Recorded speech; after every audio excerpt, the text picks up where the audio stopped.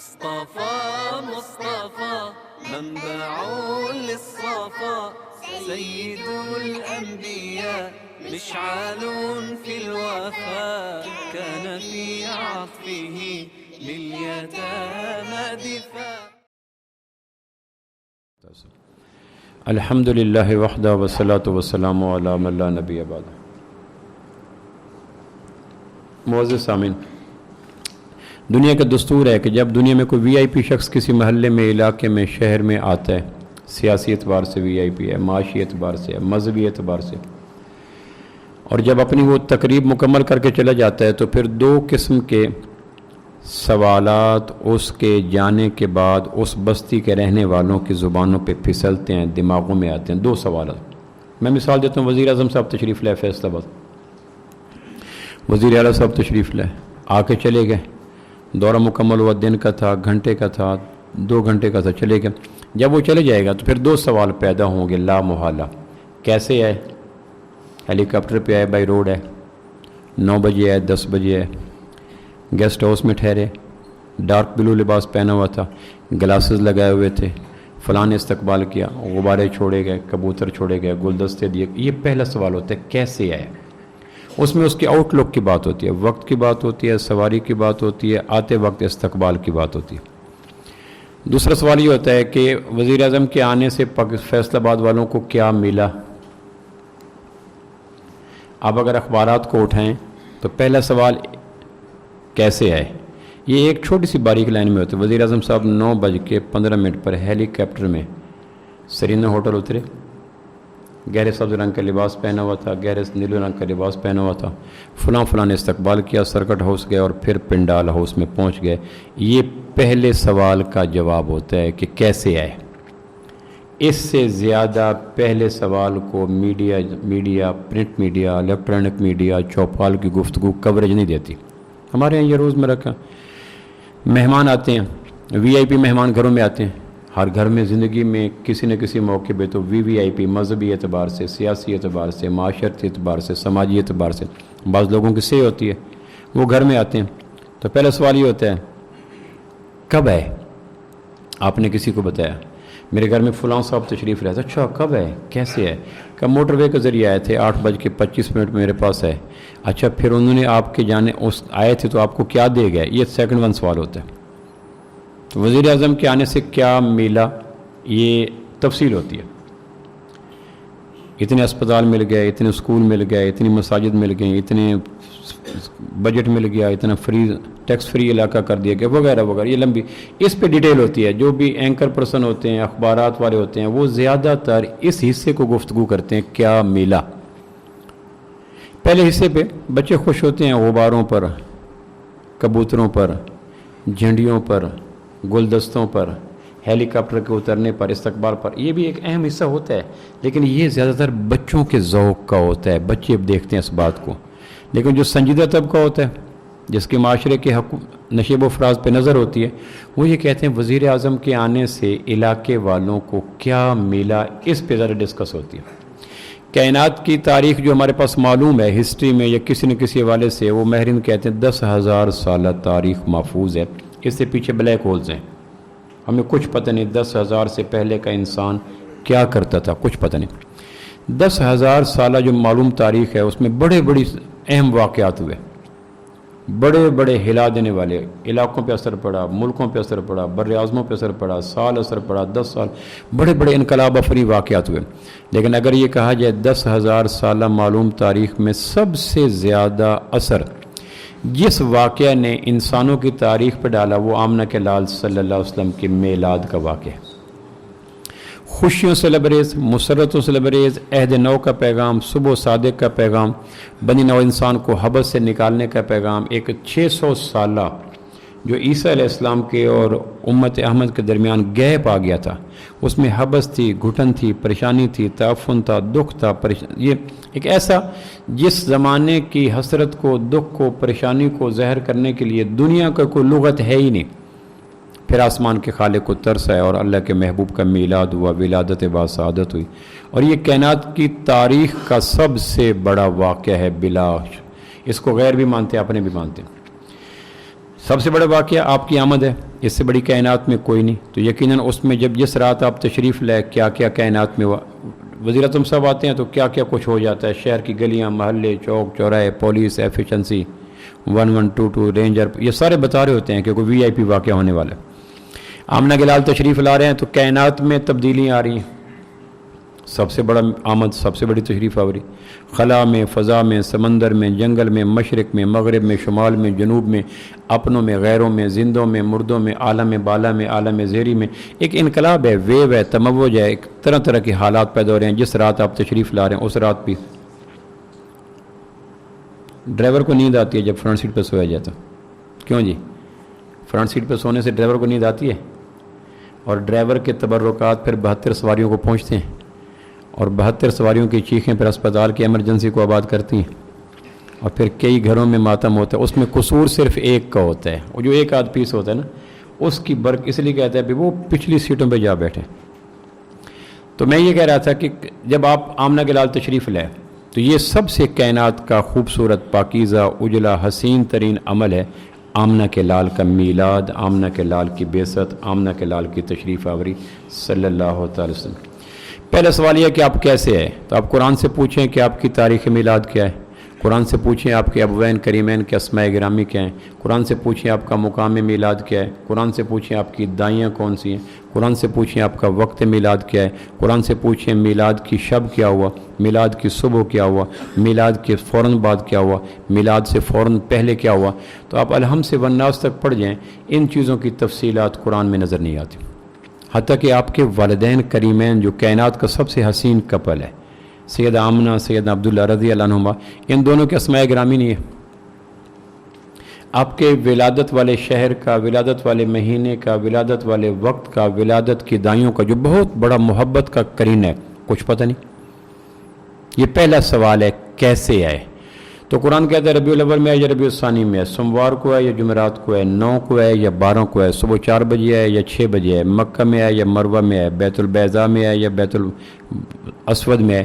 تمہیں اس سے کیا؟ تمہیں یہ پوچھو کہ میرے محبوب آ گئے صلی اللہ علیہ وسلم، آ گئے. اب سیکنڈ ون کوسچن ہے کہ میرے محبوب کے آنے سے کیا ملا. تو قرآن اس پہ بھرا پڑا ہے کہ میرے محبوب کے آنے سے تمہیں کیا ملا. تو جو پہلا کوسچن ہے کیسے آئے، تو پورے قرآن کو کھول جائیں تو پورے قرآن مجید میں اشارہ بھی نہیں ملتا. میری ناقص ترین، محدود ترین علم کے مطابق میں کسی کا انکار نہیں کر رہا، میں جو پڑھ سکا. لیکن جب دوسرا لقد من اللہ علی المومنین اذ بعث فیہم رسولا، اس میں آغاز ہو جاتا ہے کہ ہم نے احسان عظیم کیا دنیا انسانیت پر کہ اپنے آمنہ کے لال کا ان کی بستیوں میں مبعوث فرما دیا. ایک ہے آپ کی تخلیق، ایک ہے آپ کی ولادت، ایک ہے آپ کی بعثت. یہ 3 لفظ ہیں. جبریل علیہ السلام سے پوچھا، میں آج صبح پڑھ رہا تھا، سیرت حلبیہ سیرت کی کتاب ہے، 12 جلدوں میں ہے، ام السیر اس کو کہتے ہیں. کوئی بھی دنیا کا سیرت نگار آمنہ کے لال کی سیرت لکھتے ہوئے ام السیر یعنی سیرت حلبیہ سے بے نیاز ہو کر 6 صفحے بھی نہیں لے سکتا. اس قدر ضخیم کتاب ہے، معلومات سے معمور کتاب ہے، عشق سے لبریز کتاب ہے. سیرت حلبیہ 12 یا 14 جلدوں میں کتاب ہے. اس میں پڑھ رہا تھا پہلی جلد میں کہ آپ نے پوچھا جبریل علیہ السلام سے کہ تیری عمر کتنی ہے. اب جبریل کی ولادت تو ہے نا، مخلوق اس کو کہتے ہیں جس کا آغاز بھی ہو، اختتام بھی ہو، ابتدا بھی ہو، انتہا بھی ہو، بدایہ بھی ہو، نہایہ بھی ہو، ولادت بھی ہو، وفات بھی ہو. تو آپ نے پوچھا جبریل تیری پیدائش کون سی ہے، کتنے سال ہو گئے تیری عمر کو؟ 7,000 سال، 2,000 سال. تو جبریل علیہ السلام نے کہا یا رسول اللہ مجھے ایگزیکٹ تو نہیں پتہ، البتہ اس سے آپ اندازہ کر سکتے ہیں کہ چوتھے آسمان پہ ایک ستارہ طلوع ہوتا تھا. اس کی روشنی، اس کی جاذبیت، اس کی کشش، اس کی نورانیت، اس کی پذیرائی اتنی حسین تھی کہ میں جو ہی ستارہ طلوع ہوتا، میں اور آسمان کے سارے ملائکہ اپنی تسبیحات کو چھوڑ کر اس کے نور کو دیکھنے میں مگن ہو جاتے تھے. اس میں اتنی تازگی تھی، کشش تھی، تموج تھا، زندگی تھی، حرارت تھی، پاکیزگی تھی، حسن تھا، جاذبیت تھی، مرجعیت تھی. اس کو دیکھتے ہی انگ انگ میں خوشیاں، پاکیزگیاں، ایک تموج، نور کی لہریں پیدا ہو جاتی. تو وہ ستارہ 70,000 سال کے بعد منظر عام پہ آتا تھا. جیسے میں اور آپ ہفتے بعد تشریف لاتے ہیں، آپ تشریف لاتے ہیں، میں بھی ہفتے بعد حاضر ہوتا ہوں. وہ ستارہ جب چوتھے آسمان پہ بے نقاب ہوتا تو پھر دوبارہ بے نقاب ہونے کے بعد اپنا سحر افری حسن دکھا کر پھر گم ہو جاتا، پھر 70,000 سال کے بعد دوبارہ آتا تھا. پھر 70,000 سال گزر جاتے، پھر وہ دوبارہ آتا تھا، یعنی یوں اس کے آنے اور روح پوش ہونے کا درمیانی دورانیہ یہ تھا۔ اور میں نے اس ستارے کا 72,000 دفعہ دیدار کیا تھا۔ اب آپ میں سے شیخ صاحب بیٹھے ہوں گے، کوئی حساب کر لیں گے کہ اس کی کتنا وقت بنتا ہے، عام آدمی کے لیے ممکن نہیں ہوگا، وہ کیلکولیشن کر لیں گے حساب کے حوالے سے کہ یہ 70,000 سال اگر ایک آدمی دیکھے اور 72,000 دفعہ دیکھے تو آپ بعد میں پوچھ لیجیے گا، وہ آپ کو ایسے فنگر ٹپس پہ بتا دیں گے کہ یہ اتنے ارب اتنے دفعہ بن گیا، ہم نہیں بتا سکتے۔ تو میں یہ کہہ رہا تھا کہ وہ میں نے 72,000 دفعہ اس ستارے کو دیکھا، اس سے پہلے میں کب سے مجھے پتہ نہیں ہے، لیکن اس ستارے کی ضیاء پاشیوں سے دل کی دنیا کو منور، جبریل 7ویں آسمان کے اوپر رہتا ہے، جب وہی اترتی ہے سب سے پہلے جبریل کے پاس آتی ہے۔ سدرۃ المنتہا جبریل کے گھر کا نام ہے، جہاں جبریل رہتا ہے، ڈرائنگ روم اس کا 7ویں آسمان سے اوپر۔ عالم امکان کی انتہا سدرۃ المنتہا ہے، اس کے اوپر عالم لا مکان ہے جہاں اللہ کے عرش کی حد شروع ہو جاتی ہے۔ عالم امکان جہاں ختم ہوتا ہے، وہ آغاز ہوتا ہے تحت الثری سے، 7ویں زمین کے نیچے ایک پتھر ہے ہلکے سبز رنگ کا، اس کو تحت الثری کہتے ہیں، اس کے نیچے دوزخ ہے، یعنی یہاں تحت الثری سے جبریل کا گھر جو ہے وہ سدرۃ المنتہا پہ 7ویں آسمان سے اوپر۔ وہی جب اپنی برکات کے ساتھ اترتی ہے تو جبریل جو اتنا بڑا فرشتہ ہے، جس کے بارے میں کہ اگر 2 پر یوں پھیلا دے، 600 پر ہیں، 2 پر یوں پھیلا دے تو مشرق مغرب شمال جنوب میں کوئی چیونٹی بھی اس کے پروں سے باہر نہیں جا سکتی۔ اور حدیث میں آتا ہے کہ جب وہی آتی ہے یا جبریل تو یکون کالعصفور، جبریل اس وہی کے اندر پتہ نہیں وہی میں کیا ہوگا، چڑیا کی طرح سکڑ کے چھوٹا سا ہو جاتا ہے۔ کس نے کہا؟ اب ڈی سی بلائے، کمشنر بلائے، کال آ جائے، کمشنر صاحب آپ کو یاد کریں، کال آ جائے، آئی جی صاحب آپ کو یاد کریں، کال آ جائے آپ کو، وزیر اعلیٰ صاحب کال کر رہے ہیں، آپ جلدی پہنچیں، چیف جسٹس، آدمی سکڑ جاتا ہے، نچڑ جاتا ہے، یعنی جسم اگر چیلنج نہیں ہوتا تو دل کی دھڑکن، ہارٹ بیٹ تیز ہو جاتی ہے۔ تو جبریل کو پتہ ہے کہ اللہ کون ہے، اللہ کہتا ہے یا جبریل، تو حدیث میں آتا ہے جبریل اتنی بڑی جسامت کا آدمی، فرشتہ سکڑ کے چڑیے کی طرح ہو جاتا ہے، وہاں جبریل رہتا ہے، اور وہاں تجلیات اللہ کے عرش کی، اللہ کے انوارات کی، عالم لا مکان کی تجلیات، اللہ کی وحی کی، سب سے وہ بھیگتا رہتا ہے، نہاتا رہتا ہے اندر باہر۔ تو وہ کہنے کا میں نے 70,000 دفعہ ایک ستارہ طلوع ہوا، پھر دیکھا، پھر گم ہو گیا، پھر 70,000 سال نہ آیا، پھر دیکھا، پھر گم ہو گیا، اس طرح یہ یوں گیپ آتا گیا۔ تو میں نے 72,000 دفعہ اس ستارے کو دیکھا، اس سے پہلے میں کب سے ہوں مجھے کوئی پتہ نہیں۔ تو اس سے تو آپ فرمایا، یہ سیرت حلبیہ کی روایت، آپ فرمایا اس ذات کی قسم جس کے قبضے میں میری جان ہے، وہ ستارہ محمد مصطفیٰ ہے صلی اللہ تعالی علیہ وسلم، یعنی وہ جس ستارے کے اندر آپ کو، تو وہ جبریل کہنے لگے یا رسول اللہ، میں بھی کبھی کہتا ہوں جب آپ کے پاس آتا ہوں تو مجھے ماضی کے وہی ذائقے یاد آ جاتے ہیں جو ستارے کو دیکھنے کے بعد پیدا ہوا کرتے ہیں، یعنی مجھے وہی ٹیسٹ ڈیولپ ہوتا ہے جب آپ کی مجلس میں آتا ہوں، آپ کی بابرکت کمپنی میں آتا ہوں تو مجھے وہی نورانی ہے، تو وہی جذب پیدا ہوتی ہے۔ آپ فرمائیں اچھا اس سے آپ کہہ لیں تخلیق میں آپ اول ہیں، خلقت میں کنت نبیہ و آدم بین الروح والجسد، حدیث میں آتا ہے، انس راوی ہیں، حضرت ابو ہریرہ بھی راوی ہیں کہ ابھی آدم کا وجود تخلیق کے مراحل میں تھا، گارے اور مٹی کے مابین آدم بکھرا ہوا تھا، اس کے نقش نین وضع کا تھا، آؤٹ لک، فزیکل اپیرنس بنی نہیں تھی، یہ گارا پڑا جو میٹیریل چیزوں کو ہوتا ہے، یہ میٹیریل بڑا ابھی بنانا ہے، تو آدم ابھی اپنے اجزائے ترکیبی میں منتشر تھا، میں اس وقت نبی بنایا جا چکا تھا۔ ایک حدیث پاک میں آتا ہے تخلیق کائنات سے 1000 سال پہلے، یعنی نہ سورج نہ چاند نہ فرشتے کچھ بھی نہیں تھے، 1000 سال پہلے پوری کائنات۔ اب کائنات کی عمر کتنی ہے؟ کوئی 6 ارب سال کہتے ہیں، کوئی 10 ارب سال کہتے ہیں، یہ اٹکل پچو ہیں جو سائنسدان اپنے محدود ترین دماغ، لیکن ہم کہتے ہیں تخلیق کائنات سے 1000 سال پہلے اللہ نے کہا یاسین والقرآن الحکیم انک لمن المرسلین، اے یاسین۔ یاسین کے معنی امام جعفر صادق سے پوچھے گئے کہ یاسین کے معنی کیا ہیں، تو کہنے کہ یاسین کے معنی اے دونوں جہانوں کے سردار، یعنی ابھی تخلیق کائنات میں کسی چیز کو وجود نہیں ملا اور کائنات کی ریت کا سردار اسی وقت طے کر دیا گیا تھا، جو بنے گے وہ رعایا کے روپ میں آئیں گے۔ اور ایک روایت میں آتا ہے طٰہٰ مَا أَنزَلْنَا عَلَيْكَ الْقُرْآنَ لِتَشْقَىٰ، کائنات کی تخلیق سے، یعنی کائنات کا وجود نہیں بنا، اس سے 10,000 سال پہلے، سیکنڈ ون روایت، کائنات کی تخلیق سے 10,000 سال پہلے اللہ نے سورت پڑھی طٰہٰ مَا أَنزَلْنَا عَلَيْكَ الْقُرْآنَ لِتَشْقَىٰ، یہ سورت طٰہٰ بھی، سورت طٰہٰ بھی ہے اور سورہ یاسین بھی ہے۔ طٰہٰ حروف مقطعات میں آتے ہیں، میریکلز آف دا قرآن اس کو کہتے ہیں، لفظ بیان، حرف نہیں ہوتے، یہ حرف ہوتے ہیں، حرف جمع ہو تو لفظ بن جاتے ہیں، ताहा, जैसे अलिफ लाम मीम, ये हर्फ मैंने पढ़े, इसको अलम पढ़ लूँ तो ये लफ्ज़ बन जाएगा। जब हर्फ ज़म हो जाते हैं तो लफ्ज़ बन जाते हैं, और जब लफ्ज़ों को अलग अलग पढ़ा जाए तो हरूफ मुक़त्तियात बन जाते हैं। हरूफ मुक़त्तियात के माने अल्लाह अल्लाह के महबूब के अलावा जानता कोई नहीं, उलमाए कामिलीन का ये एक कौल है। तो ताहा हरूफ मुक़त्तियात में है। तो हज़रत इब्न अब्बास रज़ी अल्लाह कहते हैं कि जब मैंने ये आयत पढ़ी ना, ताहा मा अंज़लना अलैकल कुरान लितशक़ा, तब ताहा अरबों में रैज नहीं था, और ताहा लफ्ज़ नहीं है। लफ्ज़ों के माने होते हैं, हरफों के माने कोई नहीं। अलिफ क्या माने, बा क्या माने, लेकिन अगर अलिफ बा ता सा को मिला के असरार कह दूँ तो आप कहेंगे इसका माना सीक्रेट है। अतहर कह दूँ इसका माना हर्फ माना नहीं रखते, लफ्ज़ माना रखते हैं। हर्फ अपने वजूद में मिले तो लफ्ज़ बनते हैं। पता नहीं मैं समझा पाया या नहीं समझा पाया। तो इब्न अब्बास रज़ी अल्लाह कहते हैं जब यह है ना ताहा मा अंज़लना अलैकल कुरान लितशक़ा, तो ताहा आमना के लाल सल्लल्लाहु अलैहि वसल्लम का सिफ़ाती नाम है। जिस तरह बेशुमार आपके सिफ़ाती नाम है, कायनात में अल्लाह के सिफ़ाती नामों की हद कोई नहीं, चूँकि अल्लाह की सिफ़ात की हद कोई नहीं। इस तरह अल्लाह के महबूब के सिफ़ाती नामों की भी हद कोई नहीं, चूँकि अल्लाह के महबूब के सिफ़ात की भी हद कोई नहीं। एक एक सिफ़त से खरबों सिफ़ात निकलते हैं। एक सिफ़त रऊफ़, इस रऊफ़ से खरबों सिफ़ात ऐसे डायमंड्स की तरह और कहकशां की तरह, गैलेक्सी की तरह, गुलदस्तों की तरह। इसलिए दुनिया इंसानियत के इज्तिमाई दानिश के बस का रोग नहीं है कि आमना के लाल सल्लल्लाहु अलैहि वसल्लम की एक सिफ़ात से निकलने वाले रंगों का अहाता कर सके।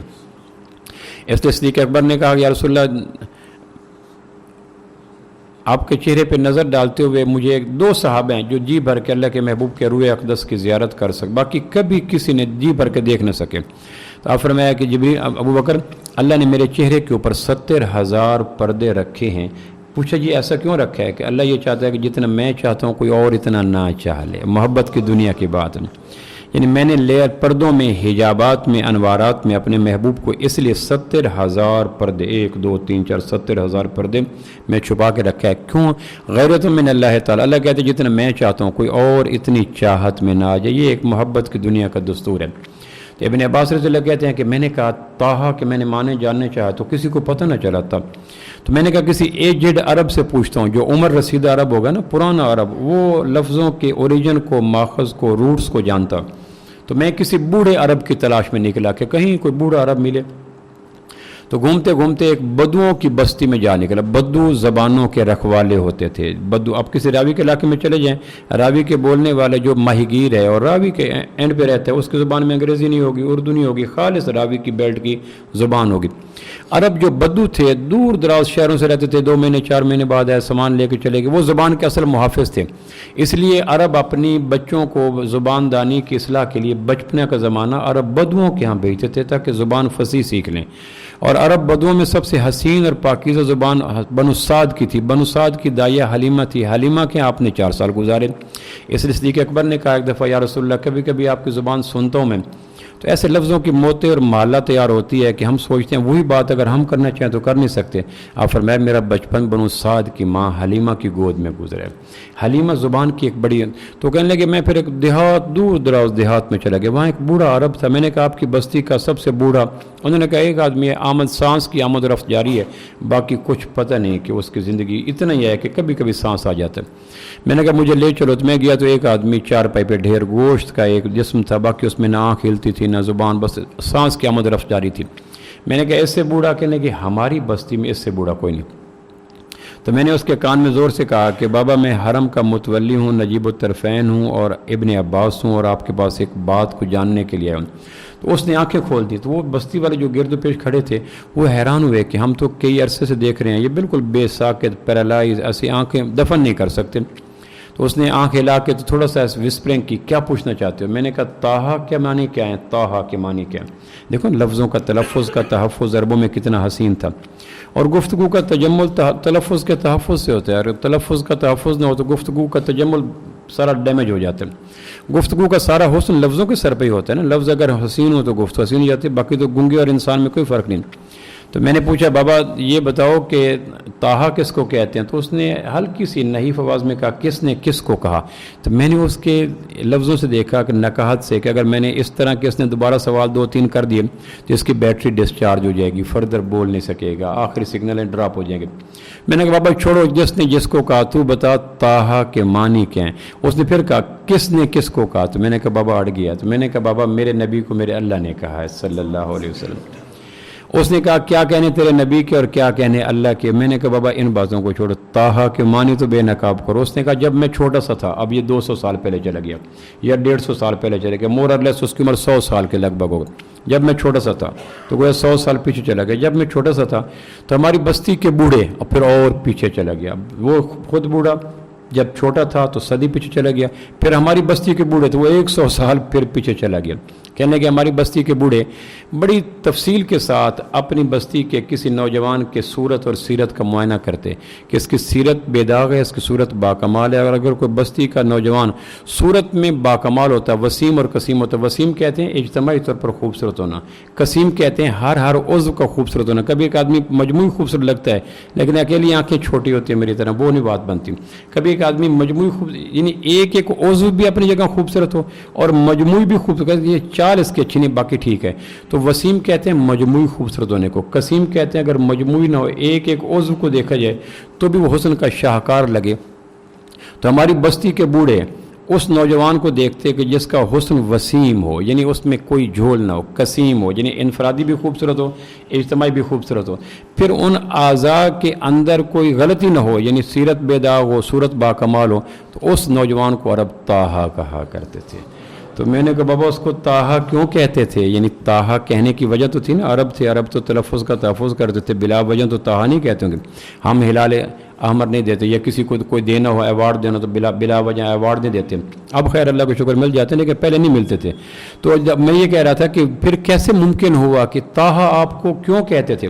کہنے کہ یہ طٰہٰ حروف مقطعات ہیں، علم الاعداد کی روشنی میں طٰ کے 9 حروف ہیں۔ جس طرح آپ 786 نہیں لکھتے تو علم الاعداد ہیں، جس طرح یہ علم ایک ہوتا ہے، الف کے اتنے حرف ہیں، با کے اتنے حرف ہیں، تا کے اتنے حرف ہیں، سا کے اتنے، یہ علم الاعداد ہوتا ہے۔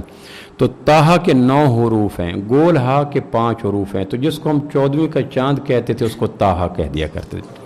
یہ 200 سال 250 سال پہلے کا عرب، یعنی آمنہ کے لال کی ولادت باسعادت سے کم و بیش 2 صدیاں پہلے کی بات۔ کہنے کہ ہم جس کو کہتے تھے کہ یہ صورت میں باکمال ہے، سیرت میں لاجواب ہے، دیکھنے میں حسین تر ہے، کردار کے اعتبار سے نکھرا نتھرا دھلا ہوا ہے، تو اس میں لچک کوئی نہیں، جھول کوئی نہیں، کمی کوئی نہیں، کجی کوئی نہیں، زیغ کوئی نہیں، ٹیڑھا پن کوئی نہیں، نہ بھینگا ہے نہ بے حیا ہے، نہ لکنت ہے نہ زبان کا کچا ہے، نہ اس کے ہاتھ میں کمی ہے نہ کنجوس۔ یہ 2 چیزیں مشکل ہیں نا، ایک چیز تو ہو جاتی ہے۔ تو اس کو ہم طٰہٰ کہا کرتے تھے، یعنی 14ویں کا چاند۔ اور امام غزالی کی میں کتاب پڑھ رہا تھا الحکمت فی مخلوقات اللہ، پرانی بات ہے، کسی کو کتاب ملے تو مجھے بتائیے گا، مجھے مل نہ سکی، یہ 90s کی بات ہے۔ جب میں پنجاب میں پڑھتا تھا تو ایک لائبریری میں مجھے کتاب ملی تھی الحکمت فی مخلوقات اللہ۔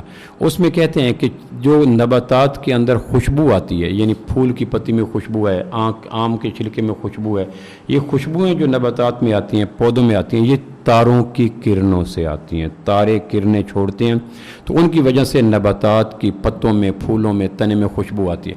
اور جو پھلوں میں ذائقے آتے ہیں، آم کا ذائقہ، انار کا ذائقہ، یہ چاند کی کرنوں سے آیا کرتے ہیں۔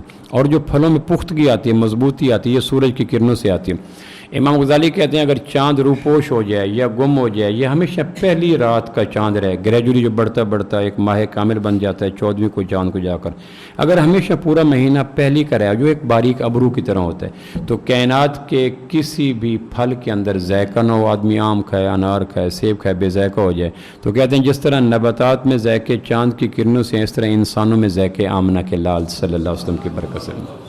یہ جو حیا کا ذائقہ ہے، صبر کا ذائقہ ہے، ایثار کا ذائقہ ہے، محبت کا ذائقہ ہے، وفا کا ذائقہ ہے، نگاہ جھکانے کا ذائقہ ہے۔ ایک آدمی نے دوسرے آدمی کو کہا کہ تم عورتوں کو دیکھ کر نگاہ جھکا لیتے، وجہ کیا؟ اس نے کہا تم نے نگاہ اٹھانے کی لذت چکھی ہے، جھکانے کی چکھی نہیں ہے۔ جس دن تم نگاہ جھکانے کی لذت سے عادی ہو گئے، تم بھول کے بھی نگاہ اٹھانے کی لذت کی طرف مائل بھی نہیں ہو سکو گے۔ یعنی جو آمنہ کے لال صلی اللہ علیہ وسلم کے اسوہ حسنہ میں جو لذت ہے وہ ہم نے چکھی نہیں ہے، کم وقت نے پی ہی نہیں، ہم نے چکھی نہیں وہ لذت۔ سادگی میں جو لذت ہے، سخاوت میں جو لذت ہے، وفاداری میں جو لذت ہے، محبت، یہ لذتیں ہیں، اس لذتوں کی دنیا کائنات میں کوئی تمثیل نہیں بیان کی جا سکتی کہ فلاں چیز۔ تو وہ کہتے ہیں طٰہٰ ما، تو آمنہ کے لال صلی اللہ علیہ وسلم تخلیق میں اول ہیں، یعنی طٰہٰ ما انزلنا، وہ جو جس سے بات میں نے کی تھی، تخلیق میں آپ اول ہیں، نگاہ عشق و مستی میں وہی اول وہی آخر، اقبال جو کہتے ہیں نا، اس سے مراد وہ تخلیق ہے، نگاہ عشق و مستی میں وہی اول وہی آخر، وہی قرآن وہی فرقان وہی یاسین وہی طٰہٰ۔ تو یہ نگاہ عشق و مستی میں وہی اول معنی وہ جبریل کا پوچھنا اور اللہ کا سورہ طٰہٰ پڑھنا اور اللہ کا سورہ یاسین پڑھنا۔ ولادت میں آپ سب سے آخر میں آ جاتے ہیں، یعنی انبیاء علیہ السلام، میں نے پچھلے جو میں عرض کیا تھا کہ ولادت بعد سعادت میں آدم علیہ السلام سے لے کر عیسیٰ علیہ السلام تک آپ کی ولادت بعد سعادت بعد میں ہوئی ہے، اور پھر بعثت میں اور بعد میں آ جاتے ہیں، یعنی ولادت ہوئی 571 عیسوی یکم جیٹھ 22 اپریل 628 بکرمی سوموار کی صبح کو مکہ مکرمہ میں، اور بعثت ہوئی ہے ولادت اقدس کے 40 سال بعد جب ربیع الاول کا مہینہ تھا۔ آپ کی بعثت ربیع الاول میں ہوئی، پہلی وہی رمضان میں آئی ہے، لیکن آپ نے جب اعلان نبوت فرمایا تو ماہ ربیع کا مہینہ آ چکا تھا، گویا آپ کی ولادت بھی ربیع میں ہوئی، آپ کی بعثت بھی ربیع میں ہوئی، آپ کی ہجرت بھی ربیع میں ہوئی، آپ کی رحلت بھی موسم ربیع میں ہوئی۔ اب آخری بات میری ہے کہ آپ کی آمد سے پھر ملا کیا، یعنی یہ ایک ہے نا کہ گنوا دی ہم نے جو اسلاف سے میراث پائی تھی، ثریا سے زمیں پر آسمان ہم کو دے مرا۔ یہ بات، اس پہ جتنی خوشیاں کی جائیں، مسرتیں کی جائیں، شادمانی کی جائے، صحراؤں کو بکہ نور بنا دیا جائے، پھر بھی آمنہ کے لال کے میلاد کی برکت سے جو احسان عظیم ہوا، پوری کائنات کو کمکموں سے سجا دیا جائے، فلیک سے بھر دیا جائے، اگربتیوں سے نہلا دیا جائے، کافور چھڑک دیا جائے، ٹیلوں کو معطر کر دیا جائے، پوری کائنات کو گل و گلزار کر دیا جائے، کعبہ کے رب کی قسم خوشی اس سے بھی کھربوں گنا زیادہ ہے جو آمنہ کے لال کے روپ میں بنی نوع انسان کو ملی ہے۔ ہم محدود لوگ ہیں، ہمارے پاس اس کے علاوہ کچھ ہے نہیں کہ ہم خوشی کے اظہار کے لیے یہ کر سکتے ہیں، لیکن اگر کوئی کہے کہ جتنی خوشی ہے اس کے شایان شان میں اظہار کر سکوں تو یہ تقریباً ناممکن ہے، اتنی بڑی خوشی۔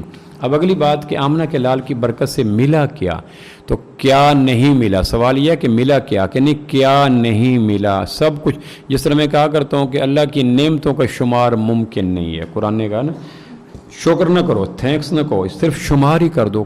وَإِن تَعُدُّوا نِعْمَتَ اللَّهِ، میری نعمتیں جو میں نے تمہیں فیسیلیٹیٹ کرنے کے لیے دی ہیں اس کا شمار ہی کر دو۔ تو جس طرح یہ ناممکن ہے، 1500 سال قبل جو چیلنج کیا گیا میری نعمتوں کا شمار کرو، آج 1500 سال کے بعد دنیا کمپیوٹر میں جا چکی ہے، اسپیس سائنس میں جا چکی ہے، اکاؤنٹنگ کی فگر ہزاروں سے ارب، لاکھ کروڑ ارب خرب تکان، لیکن آج بھی دنیا انسانیت قرآن مجید کی اس آیت کے ٹکڑے کا چیلنج کا جواب نہیں دے سکتی کہ اللہ کہے کہ میں نے تمہیں خوش کرنے کے لیے جو دی نعمت وہ کیا۔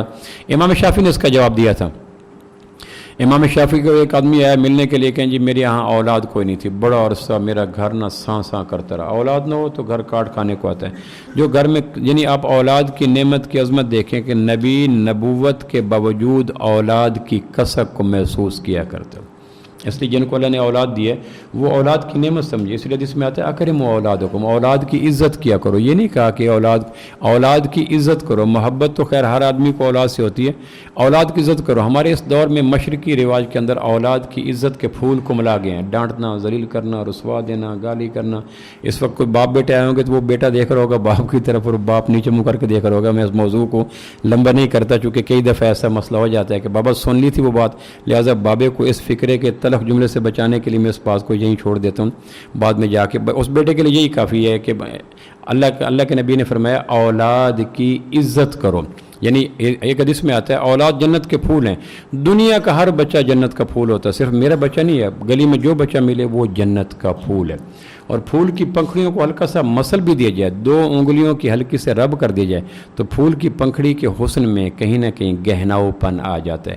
اولاد کی محبت کرو، تو آپ نے ارشاد فرمایا کہ میں یہ عرض کر رہا تھا کہ اللہ کے محبوب صلی اللہ علیہ وسلم کی برکت سے کیا نہیں ملا، تو ہر چیز مل گئی۔ آخر پتہ نہیں موضوع کہاں سے پھر گیا، کیا کہہ رہا تھا؟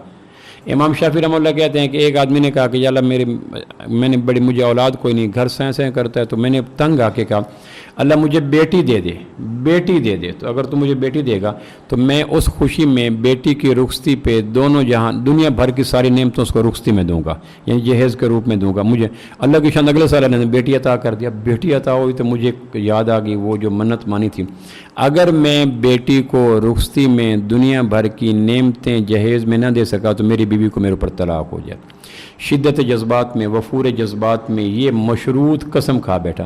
اب جب بچی جوان ہوئی اور ہاتھ پیلے کرنے کے روتا ہی تو اس کے لاشعور میں وہ قسم کھٹکنے لگی۔ بندہ امیر کبیر تھا، اس نے گھوڑے اونٹ بگا کے جو کچھ کٹھا کرتا رہا، لیکن جب وہ اس سے خریدنے والے واپس آتے اور پوچھتا کہ اس بستی کے اس علاقے کے نعمتیں لے آئے، کہ جی نعمتیں بھی باقی پڑی تھیں، سرمایہ کم ہو گیا تھا اور اونٹ بھی بھر چکے تھے، اونٹ کے کجاوے بھر چکے تھے، تو ہر آنے والا کہتا اس بستی کی نعمتیں ابھی ریل پل باقی تھیں۔ تو پھر وہ تنگ آ کے کہنے لگا کہ چکور خوش ہوا، آ گیا بچوں کو اڑنا، اداس بھی ہے کہ روتا آگے بچھڑنے کی۔ اس کو یقین تھا کہ بچی کے ہاتھ پیلا کرنے کا موسم جوں قریب آ رہا ہے تو اپنا آشیاں اجڑنے کا موسم آ رہا ہے۔ وہ جو ہے نا چکور خوش ہوا کہ آگے اب بچوں کو اڑنا، اداس بھی ہے کہ روتا آگے بچھڑنے کی۔ تو اس نے امام شافعی کو کہا میں کیا کروں؟ انہوں نے کہا بچی کا ہاتھ تو پیلے کرو۔ بچی کو اس لیے کہ بی اے کر رہی ہے، ایم اے کر رہی ہے، بلا وجہ بٹھانا گناہ کبیرہ ہے۔ یہ غیر کی بہت بڑی عیاشی کو پھیلانے کی خوفناک سازش ہے کہ لمبا نظام تعلیم دے کر بلوغت کے بعد اس لیے بچیوں کو گھر بٹھانا یہ گناہ کبیرہ ہے کہ بچی ایم اے کر رہی ہے۔ اللہ کا شکر اب تو نوکریاں 6 لاکھ ملنی تھی، اللہ کا شکر وہ بھی نہ مل سکیں، گھر 50 کروڑ ملنے تھے، اللہ کا شکر وہ بھی نہ مل سکیں، آخری امید تھی وہ بھی چراغ بجھ گیا۔ اس لیے آپ یقین رکھیں نہ نوکری ملے گی نہ گھر ملیں گے، البتہ 10 ارب 10 خرب درخت ہیں، اس کو بھی اللہ کا شکر ہے درخت بھی کاغذوں پہ اگ گئیں گے۔ لہٰذا اس نیت سے بچی کی شادی کو لنگران کرنا کہ بچی یہ پڑھ نہ کیا کرو، تو بچی بالغ ہو جائے تو ماں کے ذمہ ہے کہ اس کو آگاہ کر بیٹھ جاؤ جی ان کو بٹھا دو، بچی بالغ ہو جائے تو بتا دیا کرو، ماں بتایا کہ بیٹی بالغ ہو گیا تو اسی وقت ہاتھ پیلے کرنے کی فکر کرنی چاہیے۔ تو امام شافعی کہنے لگے، پھر اس نے یہ کہا کہ میں کیا کروں، میں تو دنیا بھر کی نعمتیں جو میرے پاس تھیں مقدور بھر اکٹھی کر چکا ہوں لیکن مل نہیں رہی۔ تو امام شافعی نے کہا دن طے کر دو، برات میں رخصتی سے پہلے میرے سے پوچھ لینا۔ تو انہوں نے طے کر دیا۔ تو اب وہ دل ایسے نہ خوشی اور غم ہو نا تو آنسو اس آنکھ کے کنارے سے نکلتے ہیں، خوشی ہو تو آنسو نکر سے نکلا کرتے ہیں، غم کے آنسو آہستہ آہستہ چلتے ہیں، خوشی کے آنسو تیز چلتے ہیں، غم کے آنسو میلے ہوتے ہیں، خوشی کے آنسو شفاف ہوتے ہیں، غم کے آنسو داغ چھوڑتے ہیں، خوشی کے آنسو داغ نہیں چھوڑتے، اور غم کے آنسو دیر تک بہتے رہتے ہیں، خوشی کے آنسو جلدی ختم ہو جاتے ہیں، غم کے آنسو میں ذائقہ ہوتا ہے۔ تو وہ دونوں کنارے اس کے بھر گئے کہ بیٹی کی رخصتی ہو رہی ہے تو آنکھ کا کنارہ خوش ہو گیا کہ بیٹی کے ہاتھ پیلے ہو رہے ہیں، میں آبرو مندانہ طریقے سے امانت آگے سونپ رہا ہوں۔ لیکن یاد آتا کہ چکور خوش ہوا آگے بچوں کو اڑنا، اداس بھی ہے روتا آگے بچھڑنے کی، تو وہ جو بڑھاپے کا سہارا تھا اس کے بچھڑنے کا منظر تو پھر آنکھوں کا کونا بھی بھیگ جاتا۔ اتنے میں امام شافعی نے کہا، اس نے کہا جی میں نے رخصتی دے دی ہے، برات آ گئی ہے۔ انہوں نے کہا چلو ٹھیک ہے۔ میں اس دور میں اللہ کو شکر برات لشکروں کی صورت میں محمود غزنوی کے روپ میں نہیں آتی تھی۔ یہ گناہ ہے کہ بچی کے گھر میں 500 سورما لے کے چلے جانا اور اس میں ہر ایک 500 کے ساتھ بھی 200 اور لے کے چلے جاتے ہیں، یہ غلط کام ہے۔ یہ سارے مہمان تمہارے ہیں، ان شیروں کو گھر میں سنبھالو، بچی والوں پہ ظلم نہ کیا کرو۔ اگر ممکن ہو تو یہ غلط کام ہے کہ اپنے ایک لشکر جرار لے کر جا کے ٹوٹ پڑنا۔ 300 مہمان آئیں گے، 400، غیرت کا تقاضا ہے، مہمان تیرے ہیں ان کے اوپر ظلم کیوں کر رہے ہو؟ تو یہ غلط بات ہے۔ وہ بچی کی رخصتی کو روئیں یا تیرے ہٹی کٹی فوج کو سنبھالنے کی فکر کریں تو اس کو کیتھارسس ریلیز ہونے دو۔ اگر آپ 400 کے لشکر لے کے لے چلے جائیں گے اور 400 پھر اپنے ساتھ 2 3 دن، حضرت عائشہ ایک آدمی نے کہا یا رسول اللہ میں آپ کی دعوت کرنا چاہتا ہوں، فرمایا کہ عائشہ کو لے آؤں، یعنی اللہ کے نبی کی دعوت صحابی کر رہا ہے اور آپ نے پرمیشن نہیں کہ اگر اجازت ہو تو عائشہ کو لے آؤں۔ انہوں نے کہا جی نہ لے، آپ فرمایا میں نہیں لے آتا ایک روایت میں۔ تو یہاں تو اللہ کو شکر ہے 400 کی دعوت ہوتی ہے، 700 گئے پڑے ہوتے ہیں، حالانکہ یہ کھانا حرام ہے بغیر دعوت، لیکن اب شکر ہے کہ 3 پیک پیپسی پی لیں تو حرام کچھ کم ہو سکتا ہے، لیکن کوشش کیا کریں بلا وجہ جانا یہ حرام کھانا ہے۔ چور گیا ڈاکو بہر آیا، حدیث میں آتا ہے میزبان کی اجازت کے بغیر جو چلا گیا وہ چور گیا ڈاکو بہر آیا۔ تو ایسے چور اور ڈاکوں سے بچایا کریں۔ جو پہلی برات میں چور اور ڈاکو چلے گئے وہ بیچارے پریشان پھر رہے ہوتے ہیں کہ بچی کی رخصتی کا جو فطری جذبہ ہے اس کو روئیں یا اس سومناتی لشکر کو سنبھالیں۔ تو آپ امام شافعی رحمہ اللہ کہنے لگے وہ برات آ گئی ہے، تو رخصتی سے پہلے جب برات ہے تو امام شافعی رحمہ اللہ اندر گئے اور اندر جا کے کہنے لگے بیٹی کہاں ہے؟ تو اس کمرے میں بیٹھی۔ اس زمانے میں بیٹیاں پیروں سے پردہ کرتی تھیں، انہوں نے کہا پردہ کراؤ بیٹی کو۔ وہ زمانہ تھا جب پردے کا موسم تھا۔ آپ اندازہ کریں حضرت عمر دفن ہوئے تو حضرت عائشہ رضی اللہ نے حجرہ میں جانا چھوڑ دیا، یعنی پھر صدیق اکبر آپ علیہ السلام دفن ہوئے حضرت عائشہ جاتی رہی، اللہ کے محبوب کے بعد صدیق اکبر دفن ہوئے تو حضرت عائشہ حجرے میں جا کے صلاۃ السلام پڑھتی تھی۔ جب دفن ہوئے حضرت عمر رضی اللہ عنہ تو حضرت عائشہ نے کہا غیر محرم آ گیا، مجھے قبرستان میں جاتے ہوئے حیا آتی ہے۔ آپ اندازہ کریں اسلام کے نظام میں عفت و عصمت کے اوپر کہ حضرت عائشہ نے اس کے بعد جانا چھوڑ دیا کہ اب غیر محرم دفن ہو چکے ہیں۔ اب غیر محرم دفن ہونے کے بعد تو احکام کی نوعیت ہی اور ہو جاتی ہے، یعنی مرنے والوں کے ساتھ تو احکام کب کہتا ہے کہ پردہ کرو، لیکن بنی نوع انسان کو بتانے کے لیے کہ پہلی صدی میں عفت و عصمت کا پیمانہ کتنا سدرۃ المنتہا سے اوپر جا چکا تھا کہ مائیں پردہ کرتی تھیں اس قبرستان سے بھی جہاں غیر محرم دفن ہو چکے ہیں۔ تو امام شافعی نے کہا اس لڑکی کے والد کو کہ کہاں ہے تمہاری بچی کا؟ جی وہ سہیلیوں کے پاس بیٹھی ہے، کہ اس سہیلیوں کو نکالو، پردہ کراؤ، آپ میرے ساتھ چلو۔ اب وہ بیچارہ گھبرایا ہوا تھا، کیا بنے گا بچی کا، کیا بنے گا؟ رخصتی کا وقت آ گیا، شام کو یقیناً میری بیوی متلقہ کا روپ لے لے گی، متلقہ پاس بیٹھ نہیں سکے گی، زندگی کا باقی سفر کتنا صحراؤں کی دھول بن کے رہ جائے گا، پریشان۔ تو امام شافعی گیا جا کے کہا، بیٹی کو اس کرائسس کا پتہ تھا کہ باپ خوش بھی ہے اور غمزدہ بھی ہے۔ تو امام شافعی نے کہا، بیٹی مجھے پتہ چلا تھا کہ یہ صورت بنی ہے، تیرے باپ نے ایسی کو منت مانی تھی، وہ اپنی ذات اور اپنے کپل اور اپنے پرانے جوڑے کی قربانی دے رہا ہے تیرے ہاتھ پیلا کرنے اور گھر کی آباد کاری کی خاطر۔ لیکن میں اس مسئلے کا حل نکالتا ہوں، یہ کہا کہ امام شافعی نے بغل سے ایک کتاب نکالی اور باپ کو دی اور کہا یہ بیٹی کو دے دو، اور جس یہ کتاب قرآن ہے اور جس نے بیٹی کو قرآن دے دیا اس نے دنیا بھر کی ساری نعمتیں دے دی۔ اور وہ قسم میں سچا ہو گیا، جس آدمی نے اپنی بیٹی کو جہیز کے اندر قرآن مجید دے دیا، اگر وہ بیت اللہ کے حجر اسود کے لیلۃ القدر کی ساتوں میں سر پہ قرآن رکھ کے کہے کہ میں نے بیٹی کو جہیز میں قرآن دیا تھا اور میں نے بیٹی کو دونوں جہانوں کی ساری دنیا بھر کی ساری نعمتیں دی تھی، تو قسم میں جھوٹا نہیں ہوگا کہ جس نے قرآن۔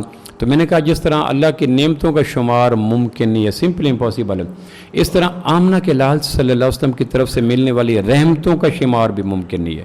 بے شمار رحمتیں ہیں، جس میں ایک رحمت کا میں ذکر عرض کر دیتا ہوں کہ آپ کی طرف سے تاجروں کو ملا، کاشتکاروں کو ملا، غریبوں کو، ہر آدمی کو اسوہ حیات ملا، ورنہ انسان اندھیرے میں تھے۔ ایک آدمی گھوپ اندھیرے میں کوئی لائٹ لاتا ہے، ایک آدمی کی رات کی گاڑی خراب ہوگی، کوئی لائٹ لے کے اس کا منزل مقصود۔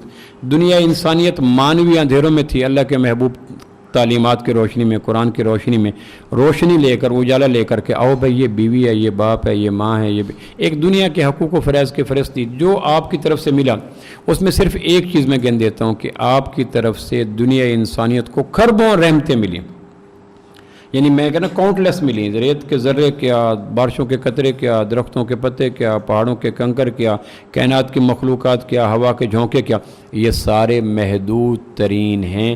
آمنہ کے لال کی برکت سے بنی نوع انسان کو ان تمام مخلوقات کی مقدار سے خرب ہا خرب گنا بڑی رحمتوں کا جہان ملا، لیکن اس میں سے ایک رحمت یہ ملی کہ آپ کی برکت سے دنیا انسانیت کو مقصد حیات کا پتہ چلا کہ میں دنیا میں کیوں آیا ہوں۔ بیت اللہ کسی کو مل جائے تو طواف کرتے ہوئے مزہ آتا ہے، انسانوں کی زندگی کا جو قبلہ ہے وہ ان کا مقصد حیات ہے کہ میں دنیا میں کیوں آیا۔ جس آدمی کا یہ قبلہ صحیح ہو گیا، اس کے زندگی کے 50 سالوں 70 سالوں 80 سالوں اس کے ماہ و سال شب و روز گھنٹے منٹ سیکنڈ صحیح جگہ پہ طواف کرتے ہیں۔ اور جو کم نصیب اس مقصد حیات کے فکری قبلے کو گرا بیٹھا، تجارت کو مقصد بنا بیٹھا، زراعت کو مقصد بنا بیٹھا، صنعت و حرفت کو مقصد بنا بیٹھا، ملازمت کو مقصد بنا بیٹھا، شہرت کو مقصد بنا بیٹھا، شہوت کو مقصد بنا بیٹھا، ڈالر یورو درہم دینار کو مقصد بنا بیٹھا، اقتدار کی راہداریوں کو مقصد بنا بیٹھا، پرائم منسٹر ہاؤس کو مقصد بنا بیٹھا، عرب خطی ہونے کے فگر کو مقصد بنا بیٹھا، تو اس کی زندگی کے سارے ماہ و سال اسی غلط مقصد کے قبلے کے گرد طواف کرتے ہوئے صحراؤں کی دھول ہو جائیں گے۔ ہمارا اس دور کا سب سے بڑا عالم یہ ہے کہ ہم مقصد حیات کے تعین میں شدید ٹھوکر کھا چکے ہیں، اور قرآن مجید میں جن 6 قوموں کے پہ عذاب ہے نا، قوم عاد پہ عذاب ہے، 7 رات 8 دن ہوائیں چلی، قوم سمود پہ عذاب ہے، جبریل نے آ کے چیخ ماری، قوم سبا پہ عذاب ہے، ان کے ڈیم ٹوٹ گئے، قوم نوح پہ عذاب ہے، ان کے اوپر پانی کی لہریں توڑ دی گئی، اور قوم فرعون پہ عذاب ہے، نیل کے اندر غرق کر دیا گیا۔ یہ جو عذاب ہے، ان عذاب کا محرک ایک تھا، وہ کیا تھا کہ وہ زندگی گزارنے کا مقصد فراموش کر بیٹھے تھے۔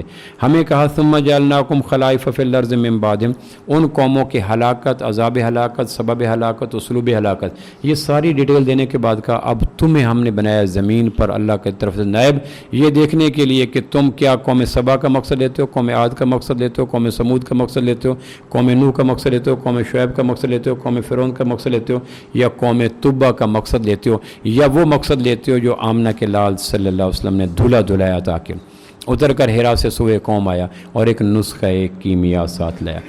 ابوالکلام آزاد کی میں کتاب پڑھ رہا تھا، ولادت نبی، وہ کہتے ہیں جس طرح یہ مہینہ خوشیوں کا ہے، مسرت کا ہے، شادمانی کا ہے، جشن چراغاں کا ہے، اگربتی کا ہے، گھروں کو دھونے دھلانے کا ہے، اس طرح یہ مہینہ اس بات کا بھی ہے کہ اس مہینے میں جو ذات ہمیں سب کچھ دے کے گئی تھی، کیا ہم نے اس کی امانت کو سنبھال کے رکھا ہے یا نہیں رکھا۔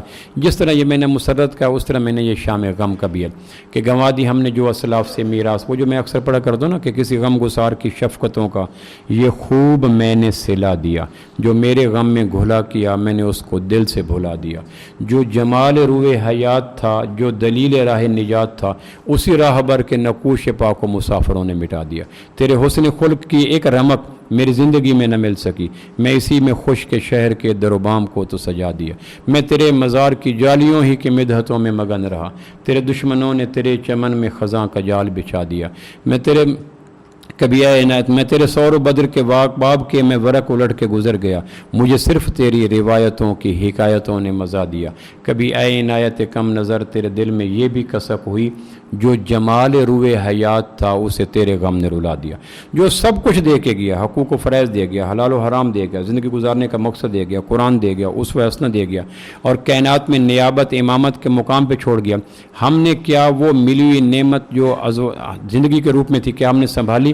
اگر ہم وہ نہیں سنبھال سکے تو یہ مہینہ مسرت کا بھی ہے کہ سب کچھ دینے والا ہے، اور یہ مہینہ ایک دوسرے کے پرسہ دینے کا بھی ہے، اظہار غم کا بھی ہے، ایک دوسرے کے گلے مل کر رونے کا بھی ہے کہ ہم نظام عفت و عصمت نہیں سنبھال سکے، ہم نظام معاش نہیں سنبھال سکے، ہم نظام تجارت نہیں سنبھال سکے، ہم سے حیا چلا گیا، غیرت چلے گی، وفا چلے گی، محبت چلا گیا، عبادت چلے گی، نماز چلا گیا، زکوٰۃ چلے گی، نرمی چلے گی، رحم چلا گیا، پردہ چلا گیا، محبت چلا گیا، عافیت چلے گی، دیانت چلے گی، صداقت چلے گی، امانت چلے گی، غیرت چلے گی، تواضع چلے گی، یہ سب کچھ چلا گیا۔ تو کیا سب کچھ کے لٹ جانے کا دکھ بھی ہو اس مہینے میں کہ اس مہینے میں سب کچھ دینے والا آیا اور اس نے نہال کر دیا، شاداب کر دیا، اندر و باہر سے بھر دیا، کوئی چیز ایسی نہیں تھی جو اس نے دسترخوان پہ سجا نہ دی ہو تاکہ میری امت لالچ کے شوق میں کسی دوسرے کے دسترخوان پہ پڑے ہوئے ٹکڑوں کو اٹھانے کی کوشش نہ کرے۔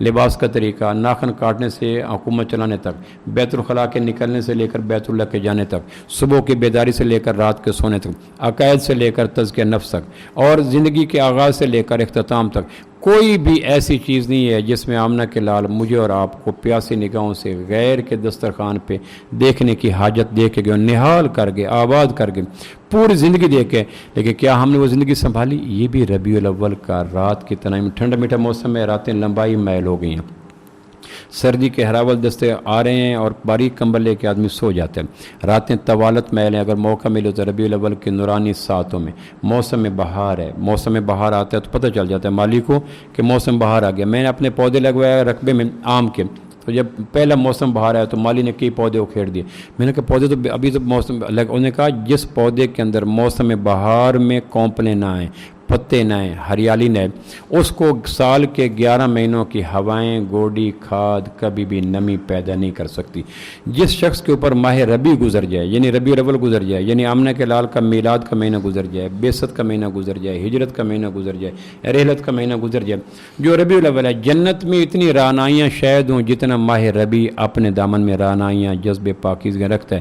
لیکن جس آدمی کے شجر اسلام پہ نماز کی شاخ ہری نہیں ہوئی، اخلاق کی شاخ ہری نہیں ہوئی، قرآن کی شاخ ہری نہیں ہوئی، ایثار کی شاخ ہری نہیں ہوئی، سخاوت کی شاخ ہری نہیں ہوئی، ملنے ملانے کی شاخ ہری نہیں ہوئی، قطع رحمی ختم نہیں ہوئی، صلہ رحمی شروع نہیں ہوئی، تو اس کو اس مہینے میں اپنے اوپر نظر ثانی کرنی چاہیے کہ یہ مہینہ تو اجاڑ موسموں کو آباد کرنے والا، جیسے چپکے سے ویرانے میں بہار آ جائے، جیسے صحراؤں میں ہولے سے چلے باد نسیم، جیسے بیمار کو بے وجہ قرار آ جائے۔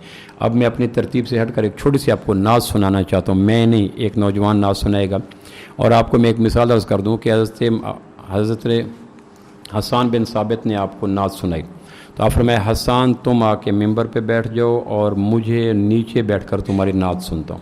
آپ نے کہا اللہ کے محبوب میرے ماں باپ آپ پر قربان ہو جائے، مجھے ہدایت سب کچھ آپ کی برکت سے ملا۔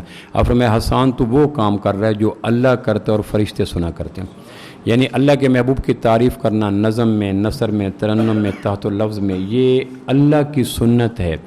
اللہ سب سے پہلا نعت خواں اور سب سے پہلا نعت گو، سب سے پہلا نعت لکھنے والا اور سب سے پہلے نعت پڑھنے والا وہ خود اللہ کی ذات ہے۔ پھر عملاً آپ ممبر پہ نیچے بیٹھے اور حسان کو تکلفاً ممبر پہ بیٹھا، انہوں نے کہا یا رسول اللہ میرے سے پڑھی نہیں جا رہی، پھر آپ نے کہا چلو اچھا تم دوبارہ کھڑے ہو کے پڑھ لو، پھر آپ نے حسان کو نعت پڑھنے کے سلے میں کالی کملی عطا کی جو دونوں جہانوں کی سب سے قیمتی سوغات تھی۔ نعت کو توجہ سے سننا، دھیان سے سننا، یہ سنت ملائکہ ہے۔ نعت کو پڑھنا یہ سنت الہی ہے، اور نعت خواں کو اتباع سنت میں ہدیہ دینا یہ سنت مصطفیٰ صلی اللہ علیہ وسلم۔ دھیان سے سننا یہ سنت ملائکہ ہے۔ نعت کو پڑھنا یہ سنت الہی ہے، اور نعت خواں کو اتباع سنت میں ہدیہ دینا یہ سنت مصطفیٰ صلی اللہ علیہ وسلم۔